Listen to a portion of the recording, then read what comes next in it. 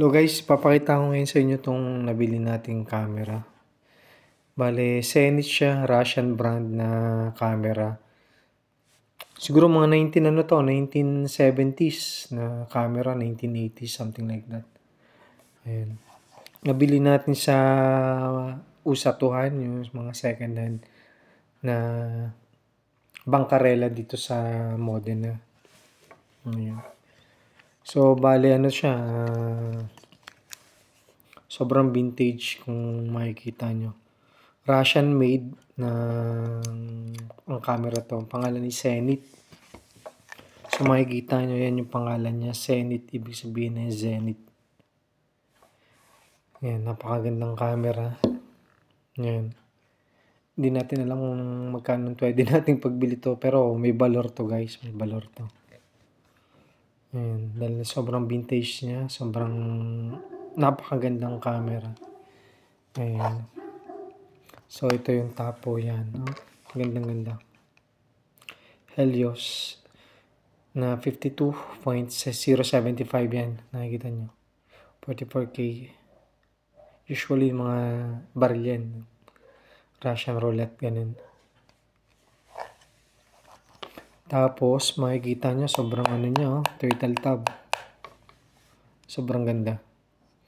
Then, ang kagandahan dito sa Zenith ng camera, yung quality niya.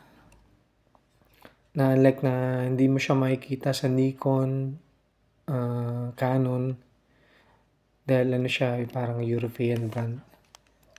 Ayan. Yan, para di siya ano, yan, may mga ano din siya dito kung anong gusto mong portrait, may automatic. Yan. Sobrang ganda niya. Then, pagka bubuksan mo siya guys, kakaiba. Gawa ng kailangan mo siyang pindutin dito. Then, up. Ayan. Kita nyo guys, yan. Magbubukas na siya. Yan. Yan ang kagandahan ng Russian made.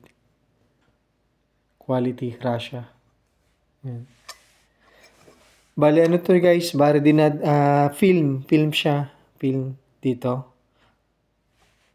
Tapos dito. Yan. Papasok mo lang siya. Then pagpa-flash, dito mo lang siya pipindutin. Sobrang ganda niya. Sobrang vintage guys. Vintage siya. Sobrang quality. Tapos mapapansin mo yung mga kasama niyang ano. Para gumanda siya, may leather siya guys. Oh, leather. Sobrang leather. Sobrang ganda. Dadagay mo lang siya dito. Usually naman yung mga Germany, Russian, mahilig sila sa mga leather, lalo European. Yan. Iikot mo lang siya dito, maglalak na siya. Yan, nakalak na.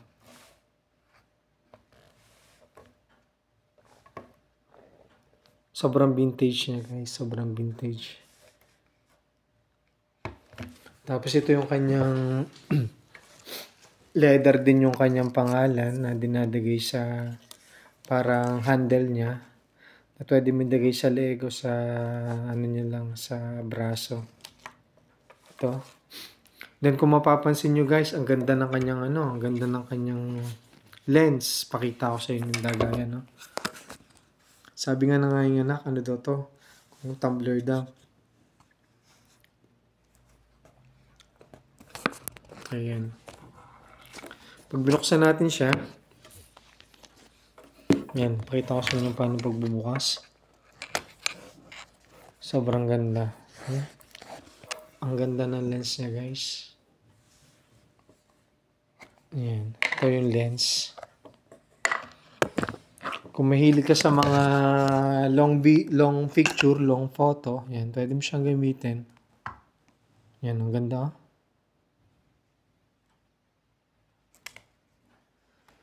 Ang capacity nito guys ay zoom ng 200 meters hanggang 280. Kaya yun ang kagandahan niya. Yan. So, yan, pinakita ko lang sa inyo yung naano natin sa usatuhan, sa second hand ng, ano, sa second hand ng mga bangkarela, kung tawagin dito sa Italy. Ayun. Kaya sa mga gusto magtanong dyan, pwede nyo akong i-PM sa Facebook or sa Instagram or sa TikTok. Kung gusto nyo bilhin to, pwede nyo mabili sa akin to. Running condition to guys, running condition. Ayan. Sobrang vintage niya. Kaya yan, mahilig kasi akong bumili ng mga camera guys na once na nabili ko na, inaano ko lang din, pinagbibili ko. Buy and sell lang ako. Kaya yan. Sana magustuhan nyo yung video. Yan. Zenith ha, tandaan nyo, Zenith siya guys. Pwede nyo din ilagay ito siya sa dulo.